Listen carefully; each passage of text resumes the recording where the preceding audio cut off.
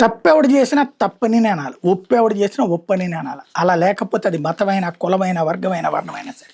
నేనైతే ఆ విషయంలో నిర్మోహమాటంగానే ఉంటాను. ఇప్పుడు ఒక స్వామీజీ తప్పు చేశారు ఇక్కడ. ఢిల్లీలో ఓ ప్రముఖ ఆశ్రమానికి చెందిన బాబా మీద లైంగిక వేధింపుల ఆరోపణలు కలకలం సృష్టిస్తున్నాయి. వసంత్ కుంజ్ ప్రాంతంలో Shri Sharada institute of Indian management కళాశాల నిర్వహణ కమిటీలో సభ్యుడిగా ఉన్న స్వామి చైతన్యానంద సరస్వతి, స్వామి పార్థసారథి తమను లైంగికంగా వేధించాడన్న కాలేజీలో 17 మంది విద్యార్థులు పోలీసులు కంప్లైంట్ చేశారు. అసభ్య పదజాలంతో దూషించాడని, అభ్యంతరకర సందేశాలు పంపేవాడని, విదేశీ పర్యటన పేరుతో మభ్యపెట్టేవాడని పేర్కొన్నారు. ఆయన చెప్పినట్టుగా నడుచుకోవాలని మహిళా అధ్యాపకులు, ఇతర సిబ్బంది ఒత్తిడి తెచ్చారని ఆరోపించారు.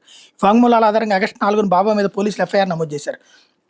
విచారణ సమయానికి వచ్చేటప్పుడు 32 మంది విద్యార్థులు వాంగ్మూలాలు ఇచ్చారు. అందులో 17 మంది బాబా మీద లైంగిక వేధింపుల ఆరోపణలు చేశారు.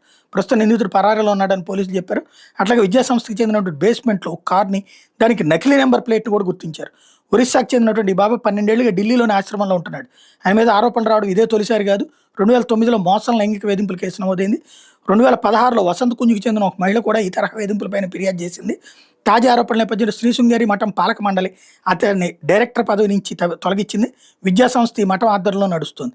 శృంగేరి మఠం పరువు తీశాడు శ్రీ శృంగేరి మఠం పరువు.